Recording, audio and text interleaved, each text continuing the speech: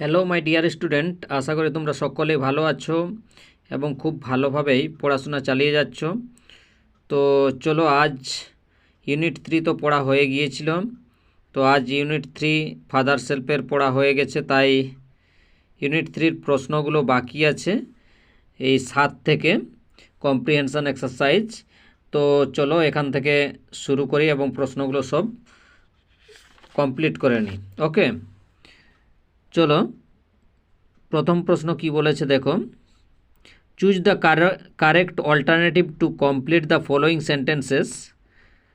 এখানে 7A, when Sami entered the class Samuel was teaching history, arithmetic, science, geography. এটার answer হবে arithmetic. Sami was late to school by half an hour, 1 hour, 2 hours, 3 hours. Sami কতক্ষণ দেরি করেছিল? Half an hour, আধ ঘন্টা। তাহলে option A হবে অ্যান্সার। তারপরে কি আছে? The headmaster was on a leave for 1 day, month, year, week. Headmaster মশাই কতদিন ছুটিতে ছিলেন?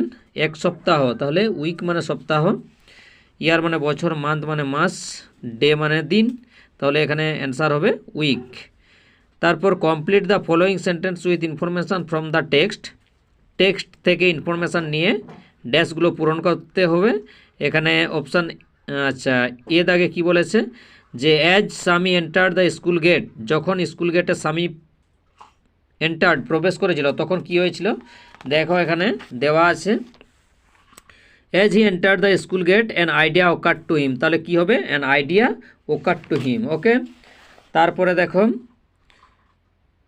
কি আছে? সামি স্টুড অ্যাট, সামি দাঁড়িয়েছিল কোথায়? Sami stood at the entrance to his class. এখান পর্যন্ত লিখলে অ্যান্সার কমপ্লিট। তারপরে দেখো কি আছে? Father snatched the letter away from Sami and, কি করেছিল? বাবা চিঠিটা নিয়ে করে কি করেছিল? Father snatch the letter away from Sami and tore it up. তাহলে এখানে বসিয়ে দিবে টোর ইট আপ। ওকে, তারপর আছে কজ এফেক্ট। এখানে কারণ ফলাফল। Sami did not do his homework, Sami তার হোমওয়ার্ক করেনি। কারণটা কি ছিল? কারণ এখানে আই হ্যাভ এ হেডেক বলেছে, তাহলে হি হ্যাড এ হেডেক, এটা করে দিবে হি হ্যাড এ হেডেক, তার মাথা যন্ত্রণা ছিল। তারপর Sammy never met anyone as good as Samuel, Sammy স্যামুয়েলের মতো এত ভালো কাউকে দেখেনি। এটা অ্যান্সার করে দিবে যে Sami sat down feeling sad. তারপরে স্বামী বসে পড়লো এবং তার মনে খুব দুঃখ হচ্ছিল, কারণ স্যামুয়েলের সম্পর্কে কোনো অভিযোগেই সে খুঁজে পায়নি। তারপর আছে দেখো স্বামী could not deliver the letter, স্বামী চিঠিটা ডেলিভার করেনি, লেটারটা ডেলিভার করলো না। কারণটা কি ছিল?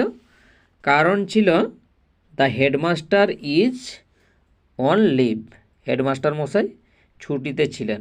ঠিক আছে, এই হলো কজ এফেক্টের অ্যান্সার।